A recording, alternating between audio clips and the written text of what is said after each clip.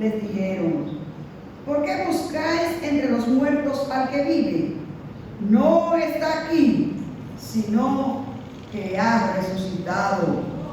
Acordaos de lo que habló cuando aún estaba en Galilea, diciendo: es necesario que el Hijo del Hombre sea entregado en manos de hombres pecadores, y que sea crucificado y resucite al tercer día.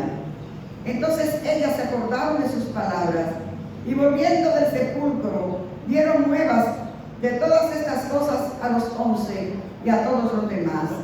Eran María Magdalena y Juana, y María, madre de Jacobo, y las demás con ellas, quienes dijeron estas palabras a los apóstoles.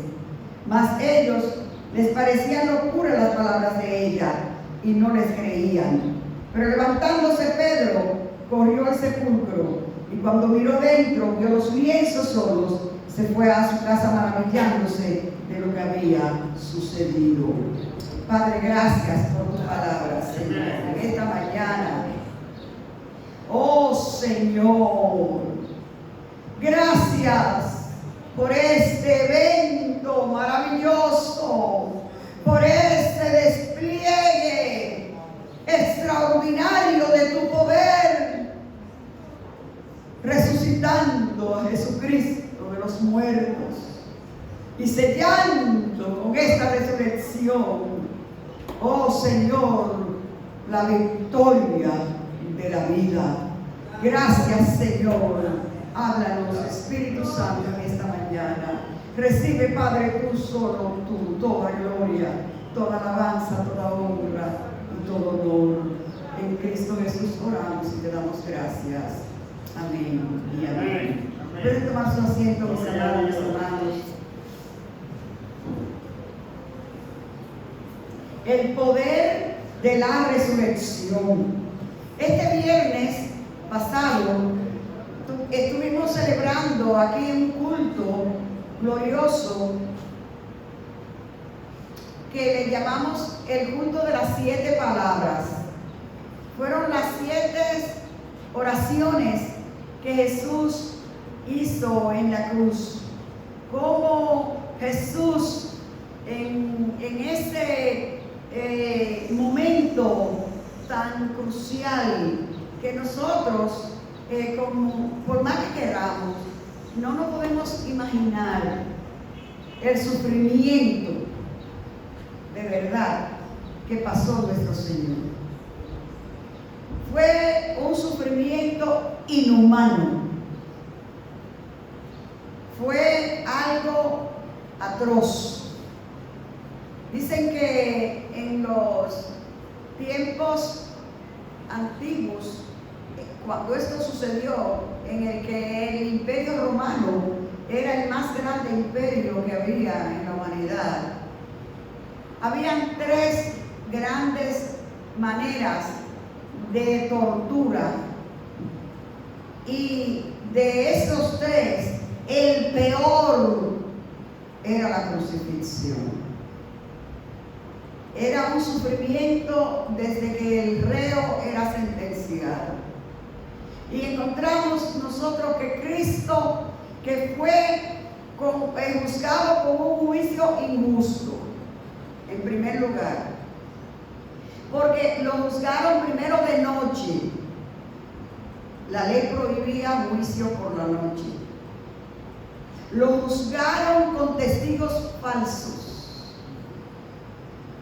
Lo juzgaron y lo tenían de aquí para allá y de allá para acá, de la corte a donde el sumo sacerdote, a la corte de nuevo.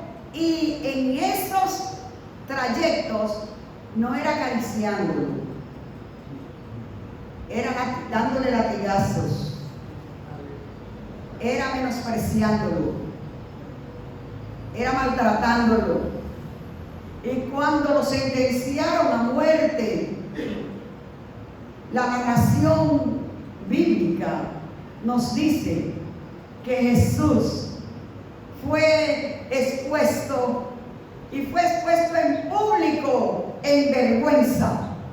Él pagó en vergüenza porque él fue crucificado desnudo sin nada que lo cubriera, para ridiculizarlo, para avergonzarlo, para vejarlo.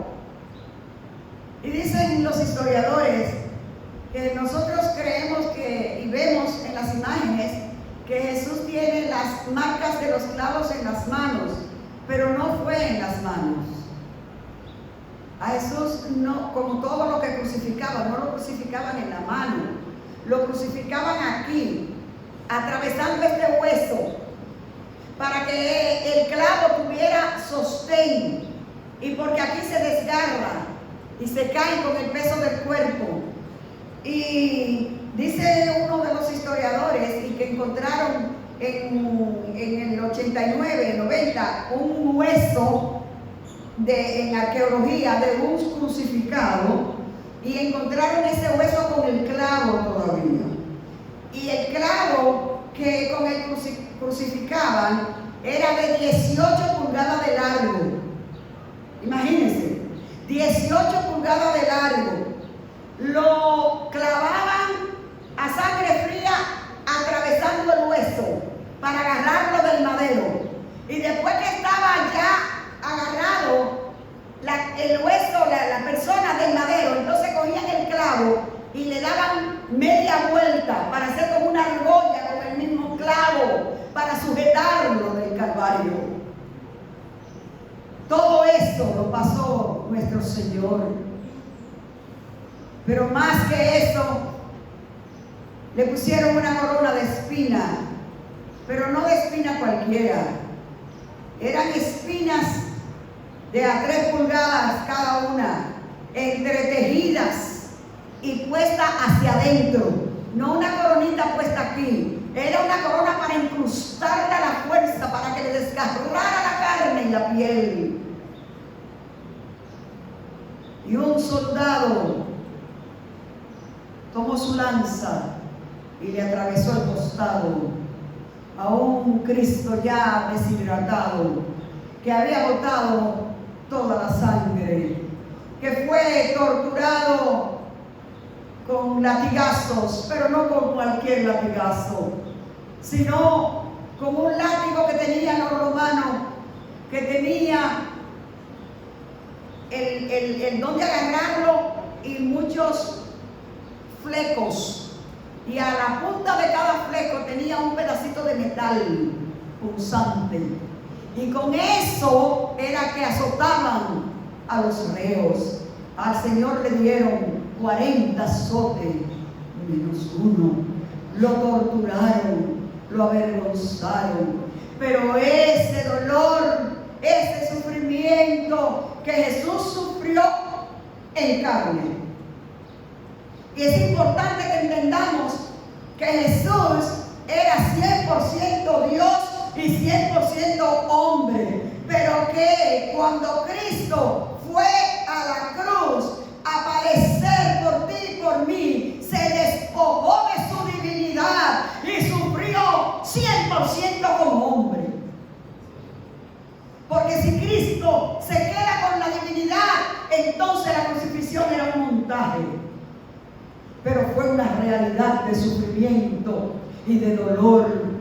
Y aún en medio de ese dolor, el viernes predicaban los hermanos las 7 palabras que Jesús, la primera expresión, en medio del dolor y la tortura que sale de su boca, no es una maldición, sino una petición desgarradora. Padre, perdónalos, porque ellos no saben lo que están haciendo.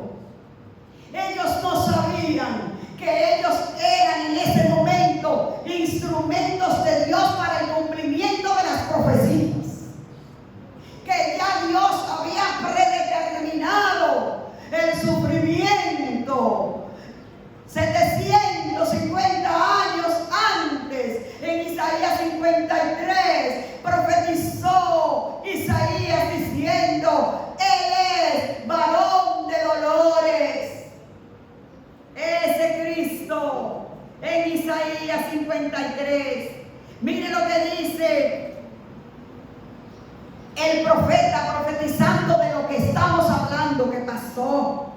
¿Quién ha creído dicho, ¿y sobre quién será manifestado el brazo de Jehová? Subirá cual renuevo delante de él, y como raíz de tierra seca. No hay parecer en él ni hermosura. Le veremos más sin atractivo para que le deseemos. Despreciado, desechado entre los hombres, varón de dolores, experimentado en quebrantos, y como que escondimos de él el rostro. Fue menospreciado y no lo estimamos. Ciertamente llevó él nuestras enfermedades y sufrió nuestros dolores, y nosotros le tuvimos por azotado, por herido de Dios y abatido. Mas él herido fue por nuestras rebeliones, molido por nuestros pecados. El castigo de nuestra paz fue sobre él, y por sus llagas fuimos nosotros curados. Es por eso que cuando Jesús está frente a Pilato, este hombre que tenía la autoridad del Imperio Romano para liberar o para condenar, le dice Pilato a Jesús: dime si tú eres el rey de los judíos. Y Jesús se queda callado. Y él dice: tú no sabes que yo tengo autoridad para soltarte o para condenarte. Y Jesús entonces levanta la cabeza y le dice: tú en mí no tienes ninguna autoridad, porque yo pongo mi vida para volverla a tomar. Aleluya. Esos soldados, esas magnitudes que aclamaban, esos castigos que sufrió, no fue porque ellos dispusieron, es porque ya en el plan eterno de Dios estaba que así tenía que Jesús padecer el sufrimiento de tus culpas y de las mías. Él se entregó, él dio su vida.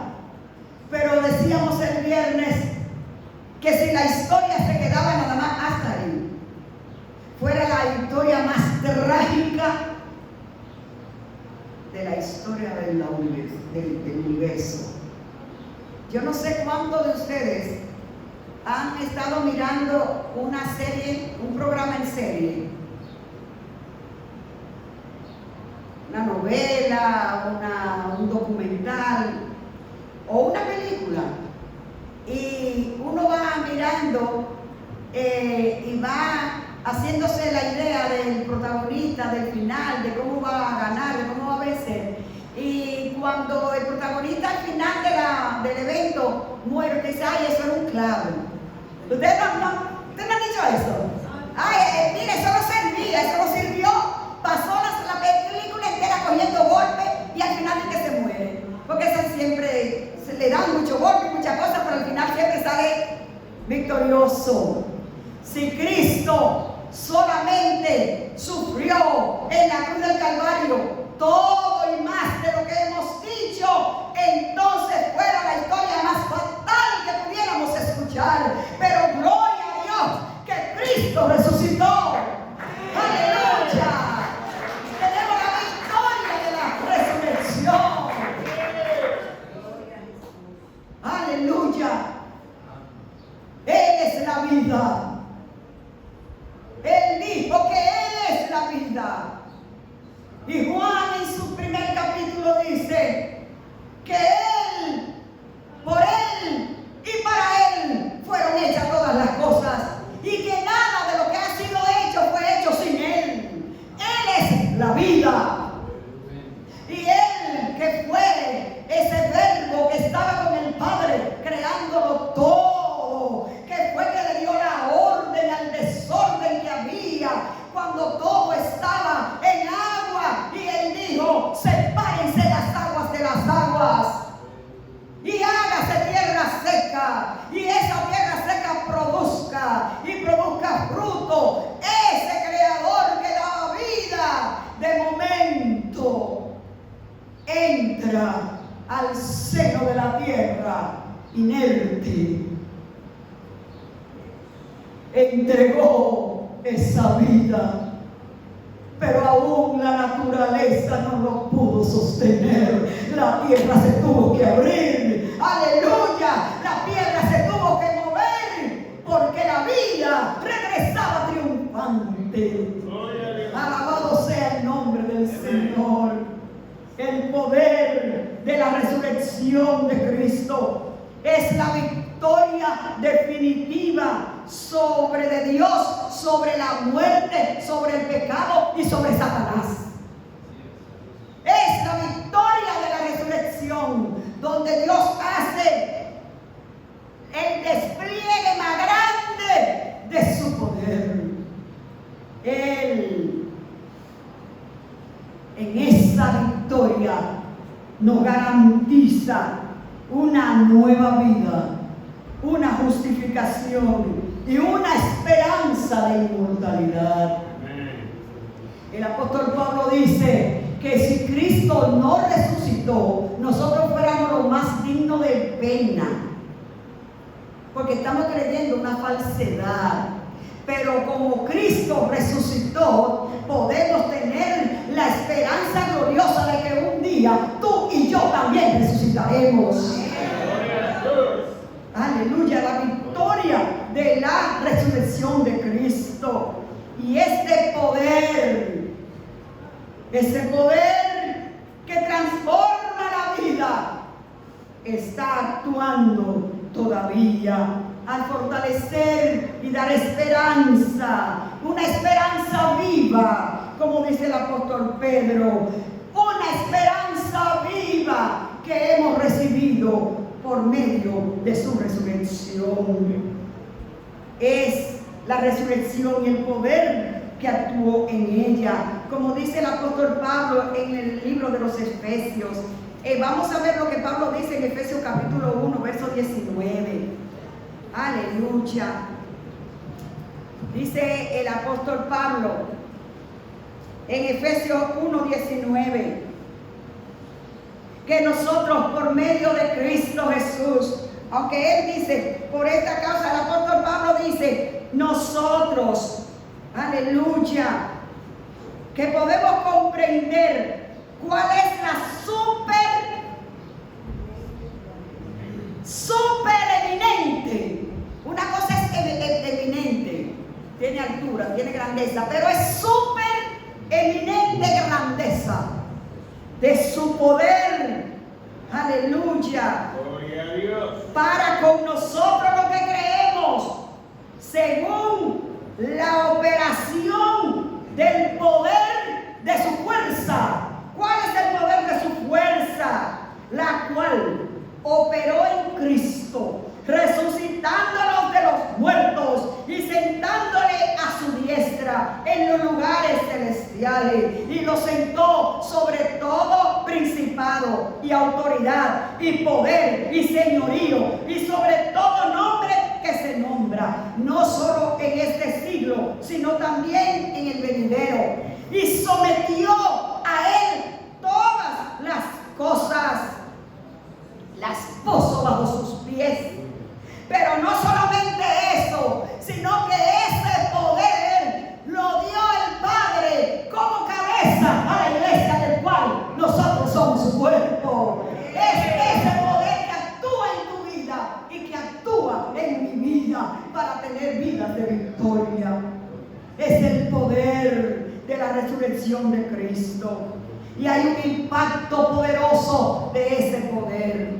Cuando vemos la narración que hace Lucas aquí, vemos que las mujeres tempranito en la mañana van al sepulcro.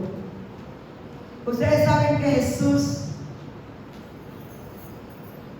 expiró antes de lo que normalmente los crucificados expiraban.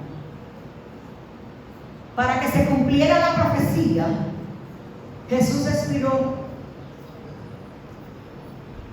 antes de lo esperado, porque lo usual era que la agonía se prolongaba del que estaba crucificado.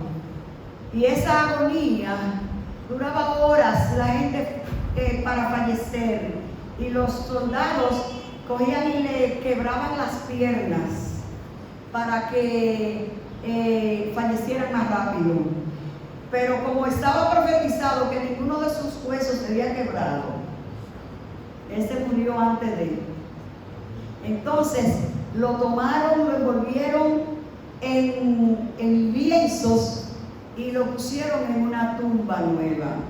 En esa tumba donde José de Arimatea, dice que fue uno de los, y Nicodemo, dicen los historiadores, que Nicodemo, ustedes recuerdan a Nicodemo, ¿verdad? Que vino de noche, un fariseo que vino donde él de noche. Nicodemo y José de Arimatea pidieron a Pilato que le diera el cuerpo del Señor. Y dice que José de Arimatea tenía una tumba nueva que nadie la había usado, y allí depositaron el cuerpo del Señor. Pero, aunque ellos lo crucificaron, diciendo que él estaba blasfemando, porque él decía que era hijo de Dios, pero ellos tenían su dudita, y si va y resucita, o si va y los discípulos se los roban para decir que resucitó, el escándalo va a ser peor que la causa por la cual lo crucificamos. Así que vamos a poner guardias. Y le pidieron a Pilato que le mandara un grupo, unos 6 guardias, para ponerlos cuidando la tumba. Y el sello del emperador estaba puesto ahí, me parece, habrán puesto una cinta ahí, por aquí no pasa nadie. Esa piedra sellada. Y los guardias ahí para custodiar. No vaya a ser cosa que los discípulos vengan, muevan la tumba y se lo lleven y lo pongan en un sitio donde uno no sepa, para entonces salir a decir que resucitó. Pero qué cosa preciosa, el poder glorioso del Padre. Cuando hubo un terremoto, dice la palabra en Mateo que hubo un terremoto, la piedra se movió solita y comenzó el resplandor de la gloria. Y Jesús entonces sale triunfante, y dice la palabra que un ángel se sentó en la piedra. Los guardias, cuando vieron el resplandor, cayeron como muertos, salieron huyendo, porque la vida regresaba. ¡Aleluya! Y ahora vemos las mujeres que no le dio tiempo de embalsamarlo, que habían preparaban unas especias para evitar la corrupción rápida. Ustedes saben, embalsamaban a los muertos. Ahora en nuestro tiempo dicen que lo preparan, ¿verdad? Que aquí casi por lo regular uno se muere hoy y ya mañana va para el hoyo. Pero regularmente en otros países no es así, sino que después que la persona se muere, a veces a los 8 días, a los 10 días, es que se hace el entierro. Pero ese muerto está embalsamado, no hay corrupción tan rápido. Eso, las mujeres iban para ponerle a Jesús esas especias aromáticas especiales para evitar la corrupción rápida. Pero qué sorpresa cuando ellas llegan y encuentran la piedra removida, y cuando entran a la tumba está vacía. Ellas dicen, pero ¿dónde? ¿A dónde habrán puesto el cuerpo del Señor? Y los ángeles le dicen, ¿por qué ustedes buscan entre los muertos al que vive? Él no está aquí, Él ha resucitado. Él volvió a la vida, y ese poder es el fundamento de nuestra fe. Ese poder que opera Dios, dice Pedro, el mismo poder que operó en Jesucristo, levantándolo de los muertos, opera en ti y en mí para vida. Aleluya. Es ese poder que hay en tu vida, que tú creas que está muerto, que Dios no tenga el poder de resucitar en este día. ¿Cuáles son los sueños que se te han muerto? ¿Cuáles son las aspiraciones? ¿Cuáles son las cosas que quiere lograr que la haga por muerta? Hoy el Cristo resucitado imparte su vida a tu vida y trae resurrección. No hay muerte que pueda retener lo que Dios le da vida. Aleluya, porque la tumba está vacía. La obra hoy de esta victoria de la resurrección de Cristo es que por causa de esta victoria, hoy tú y yo somos justificados ante Dios. La justicia de Dios se selló con la victoria de la resurrección. Y hoy nosotros tenemos justificación y tenemos perdón. Porque la resurrección de Jesucristo prueba que el pecado fue derrotado. Prueba que tú y yo hemos sido perdonados. Aleluya. Que ya no hay ninguna condenación para aquellos que están en Cristo Jesús. Porque hemos creído en que ese Dios que resucitó a Cristo de la tumba de los muertos es el mismo Dios hoy que resucita todo lo muerto que hay en ti. Si tu espíritu está muerto porque el pecado lo mató, si no tienes vida espiritual porque el pecado te aniquiló, el Cristo resucitado está aquí hoy y quiere impartir su vida en ti. Aleluya. Quiere darte vida. Vida y transformación. Este poder de la resurrección nos capacita para vivir bajo la gracia y vencer las fuerzas destructivas en nuestras vidas. Hay muchas fuerzas destructivas que amenazan nuestras vidas. Estamos en una época, en un tiempo donde hay un mal generalizado que es la depresión. Hay mucha gente que siente que su vida no tiene sentido. Hay mucha gente luchando con la depresión, luchando con la incertidumbre de su vida. Pero una vez que Cristo, ese Cristo resucitado, llega a un corazón, inmediatamente la vida toma sentido. Inmediatamente encontramos propósito para vivir. El propósito para proclamar a aquel que entregó su vida, derramó su sangre hasta la última gota, sufrió nuestros dolores, como dice Isaías, pero que se levantó al tercer día victorioso. Se levantó de la tumba victorioso.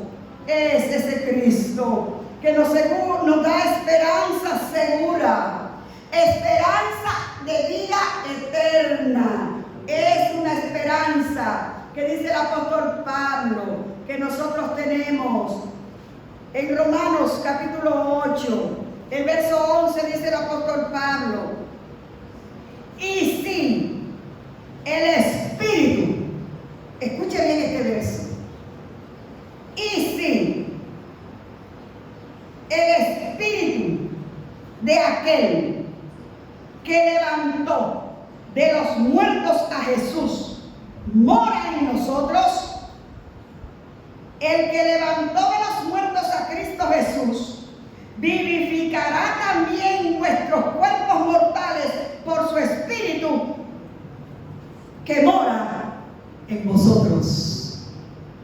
Ese poder de Dios no solamente operó en Cristo para resucitarlo de los muertos, sino dice el apóstol Pablo aquí categóricamente que ese poder que levantó a Cristo, resucitándolo de los muertos, hoy opera en ti y en mí.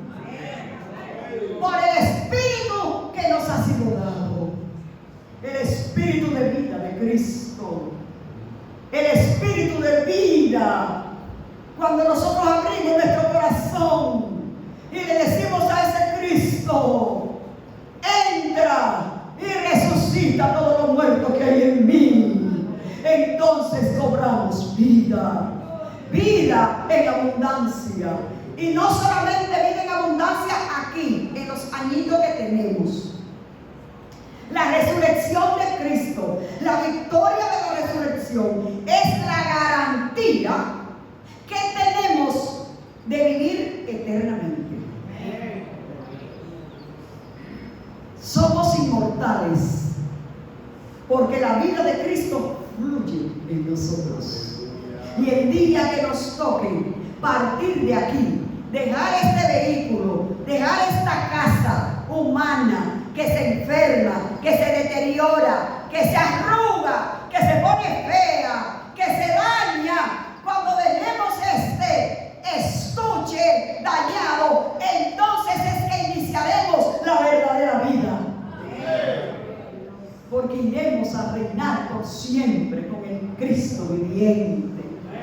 Pero mientras estamos aquí, mientras estamos en esta tierra, nosotros tenemos el privilegio que nos da el Padre eterno, como dice Pablo en Efesios capítulo 1, verso 19 que leímos hace un momento. Nosotros tenemos la bendición y el privilegio de que Él, ese Cristo glorioso, ese Cristo victorioso, ese Cristo viviente, al cual el Padre exaltó a la más alta exaltación que nadie jamás de los jamases ha sido ni será exaltado, que lo llevó a la más alta estima, que lo dio a Él, puso sobre todo principado, sobre toda potestad, todo está bajo su dominio, bajo su señorío, pero Él lo ha dado como cabeza a la iglesia. Ese Cristo viviente, ese Cristo que domina en la iglesia, es el Cristo que guía a la iglesia, es el Cristo que dirige la iglesia, es el Cristo que sostiene la iglesia. Por eso, mis amadas y mis amados, en medio de las dificultades que tengamos que enfrentar, en medio de las situaciones difíciles, en medio de las incapacidades que tenemos, en medio de las flaquezas que tenemos, de todos los defectos que nos cubren, encima de todo eso está el poder de Cristo que opera en ti y en mí. Que no es por tu fuerza, que no es por tu capacidad, que no es ni siquiera por tu propia decisión. Es que el Padre te lo dio como cabeza. Y lo que está en la cabeza baja al cuerpo. Lo que está en la cabeza baja al cuerpo. Por eso es que el amor de Cristo es derramado en nuestros corazones. Porque ese Cristo que es la cabeza de la iglesia fue que dijo allá en el Calvario: Padre, perdónalos, y nos enseña a perdonar. Es el Cristo que ama, es el Cristo compasivo. Y nosotros como cuerpo somos el reflejo de lo que la cabeza dice. El cerebro no es visible. Doctora, dígame si alguien anda con el cerebro por fuera. No, nadie, ¿verdad? No. No se puede, ¿verdad? No. Pero entonces, ¿quién le da la orden al dedo chiquito del pie izquierdo? Oh, está en el cerebro, ¿verdad? Exacto. Entonces, no se mueve ni el dedo chiquito del pie izquierdo si no hay una conexión con el cerebro que lleve la orden a ese dedo.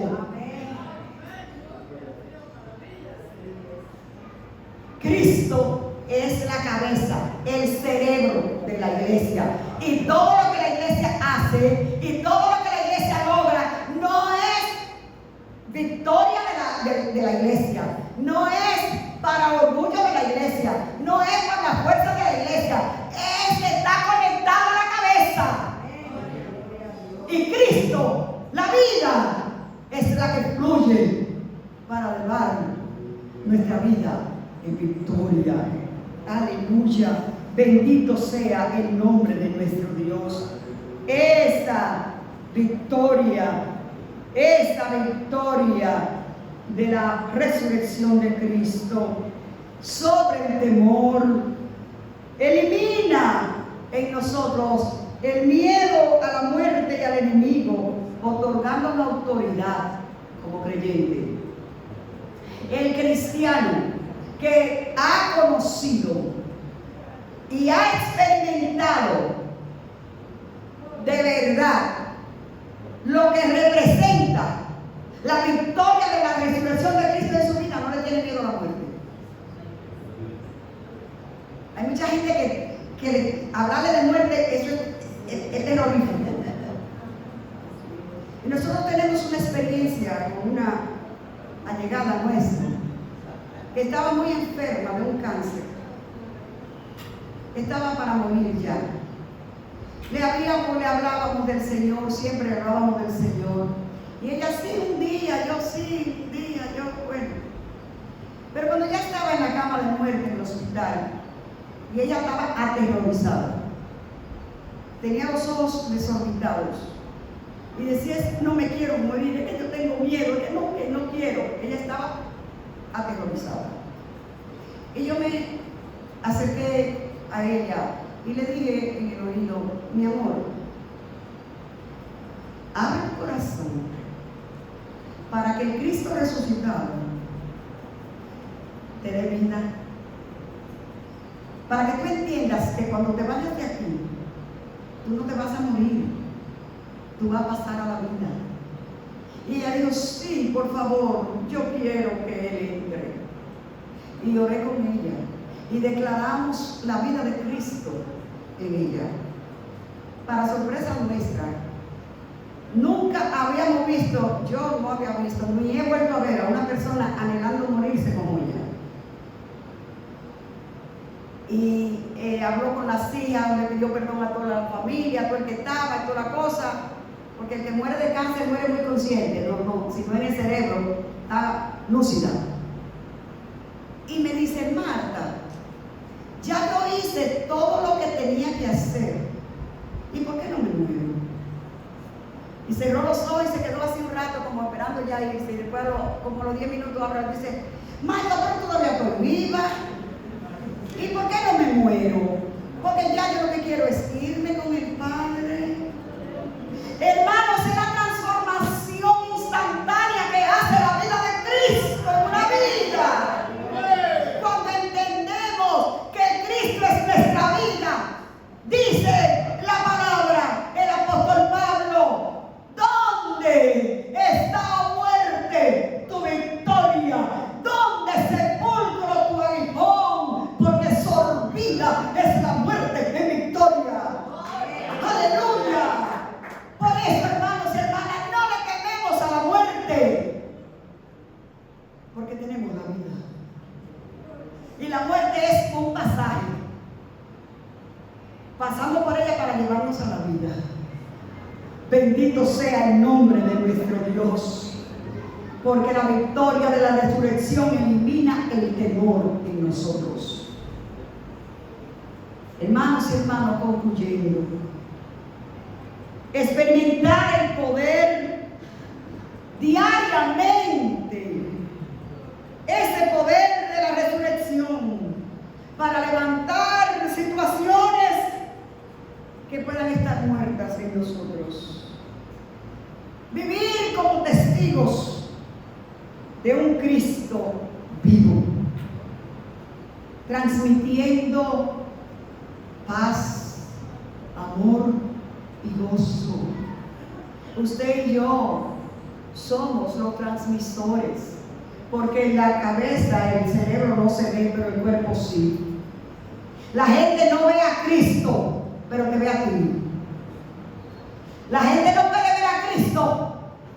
Se siente que Él está obrando aquí.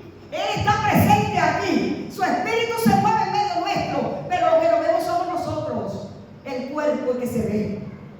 Cristo está operando en nosotros diariamente. Todos los días.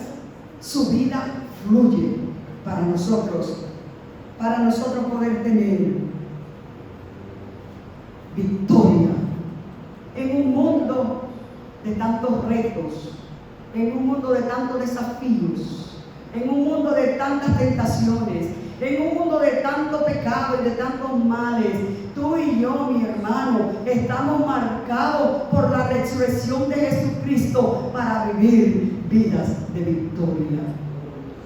El Señor nos ayude a que esta historia de la resurrección, este gran poder que cambió el mundo en la historia, siga transformando vidas hoy. Diariamente, tu vida y mi vida debe ser marcada por la victoria de Cristo en su resurrección. Cuando el enemigo te susurre en el oído derrota, cuando te susurre que tú no puedes, que tú no eres nadie, que tú no vales nada, que tú eres una fracasada o que tú eres un fracasado, dile: esas son mentiras tuyas.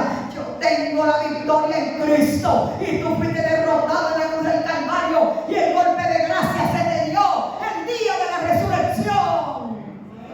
Y con Cristo estoy juntamente crucificado, dice Pablo, por lo que ya no vivo yo, sino que Cristo vive en mí. Ese Cristo viviente está viviendo en ti. Disfruta de esa vida de victoria que Cristo te otorga por el poder de la resurrección. Vámonos sobre nuestros pies y demos gracias al Señor. Aleluya. Gloria al nombre del Señor. Dele gracias al Señor porque Cristo resucitó. Dele un aplauso a Cristo que está vivo. Aleluya. Está vivo. Está vivo. Aleluya. Resucitó de la tumba. Oh, gloria a Dios. Y si hay alguno de los amigos que están aquí hoy que todavía Cristo no ha resucitado de ellos, que tu vida todavía está muerta, tu espíritu está muerto, Cristo quiere entrar. Aleluya. Él quiere darte vida. Él quiere que tú tengas esa misma experiencia. Porque solamente el que abre su corazón y Cristo entra y se establece en él, tiene esa esperanza, tiene esa victoria, tiene esa vida. Pero el que no, dice el mismo Cristo, el que tiene al Hijo, tiene la vida.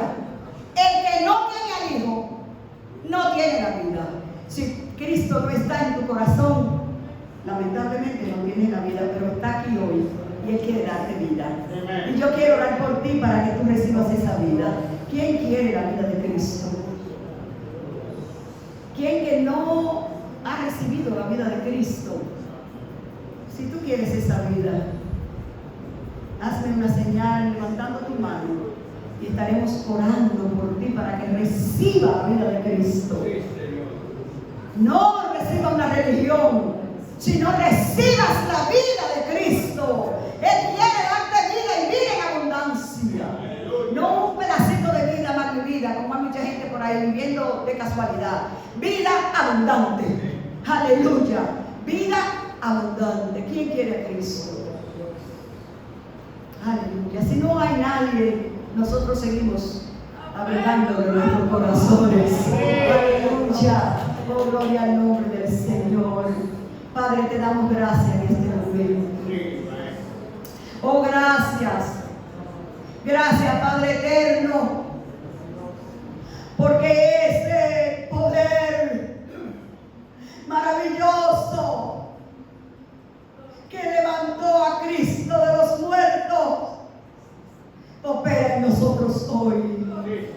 Gracias, Señor, porque tu vida fluye en nuestros corazones.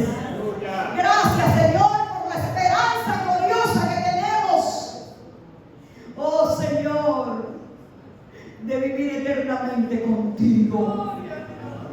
Ayúdanos, Señor, de tal manera que nosotros podamos demostrarle al mundo esa vida que fluye en nosotros, amando, perdonando, ayudando, fortaleciendo, oh Señor, y llevando a otros que no han tenido esta experiencia a que puedan conocerte.